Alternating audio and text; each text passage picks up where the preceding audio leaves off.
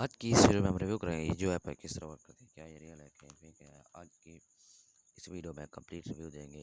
Video को skip नहीं करना, वीडियो कंप्लीट वॉच करेंगे तो आपको कंप्लीट के साथ मालूमात मिलेगी। अब चलते हैं अपनी वीडियो की तरफ। टॉपिक पर जो लोग यहाँ पर वर्क कर रहे हैं किस तरह कर रहे हैं, क्या ये रियल है, क्या ये फेक है।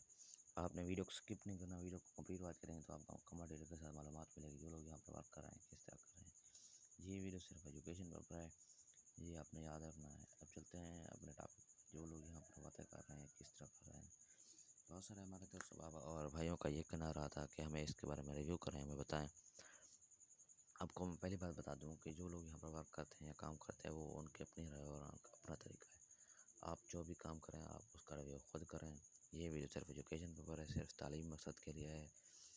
तब तक के लिए मिलते हैं अगली वीडियो में। तब तक के लिए अगर आपने अभी तक चैनल को सब्सक्राइब नहीं किया ज़रूर कर दें। मिलते हैं अगली वीडियो में। Thanks for watching. अल्लाह हाफिज़।